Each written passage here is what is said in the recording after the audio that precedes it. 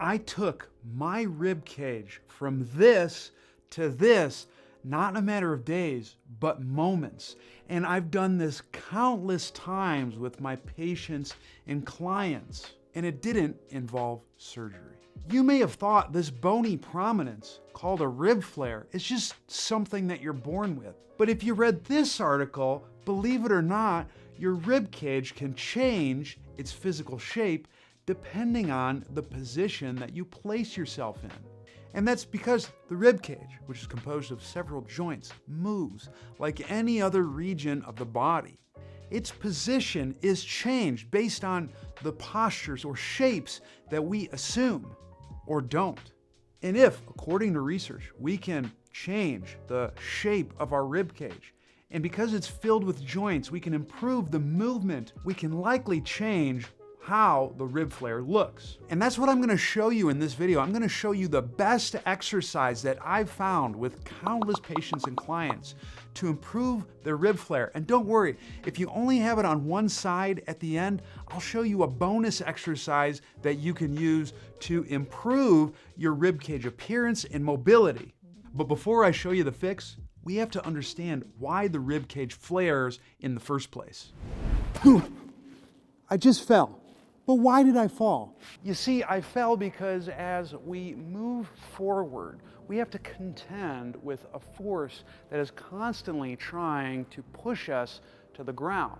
That force is gravity. Because the overwhelming majority of movements we perform are forward in direction, and we have to deal with gravity, our body has to produce a specific force that helps keep us upright as we perform these actions.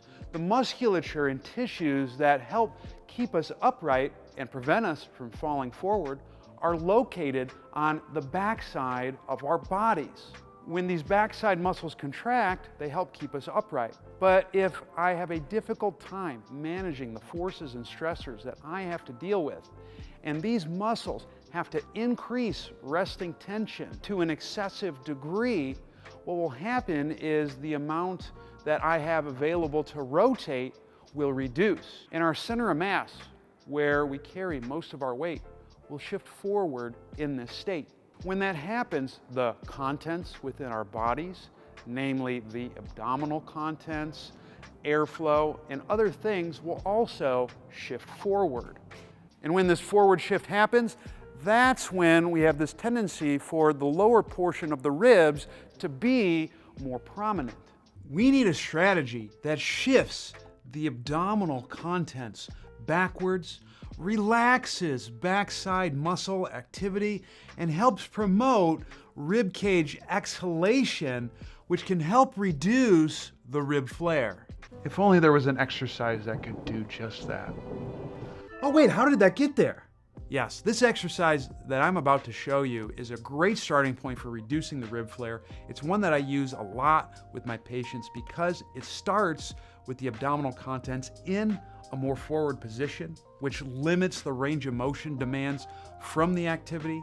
It's very easy to perform the breathing necessary to alter rib cage position and visceral or abdominal content dynamics. And the best part is you can modify the exercise a few different ways depending on if it's too easy or it's too difficult. And that move is quadruped on elbows. Start with your knees and hips stacked atop one another, and then you want your elbows and shoulders atop one another. You're gonna go down onto your elbows, and you want your elbows a little bit further out, and your hands are gonna be close together. Start sagged. From here, you wanna glance up at your fingertips. You wanna make sure that you're not looking excessively or looking down or pulling your head backwards to check them out. Make it subtle so no one notices you're looking. Now from here, you're gonna silently breathe in through your nose, make it not hearable. You're gonna exhale softly through your mouth and long. As you do that, you wanna gently push into the ground and slowly move your entire torso away. You're gonna do 5 sets of 5 breaths. As you progress through the exhales, you will feel more ab tension as long as you don't sag, which is ultimately the goal. Now, there's a lot of ways that people will screw this up. Let's look at each step. One will be some of the neck issues that I had mentioned previously, but a lot of the other problems will happen during the breathing sequence. You'll either have people who inhale super loud, that increases neck muscle tension, that's going to limit the amount of ab activity you'll get. During the exhalation piece, they might force the rib cage downward. You want it to be slow, because if you force the rib cage downward, you're not going to get the change in abdominal contents that we're trying to get with this move. The other issues that you'll see will occur during the reaching phase.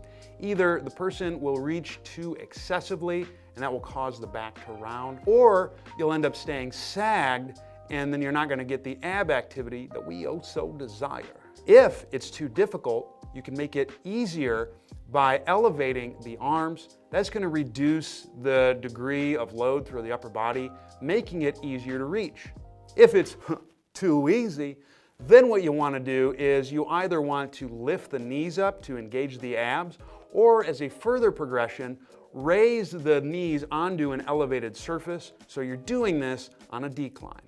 But what if you've tried those moves and you still struggle altering the rib flare? Maybe you're someone who crunches all the time, or you notice that the lower portion of your stomach protrudes out and you don't really have that much abdominal fat.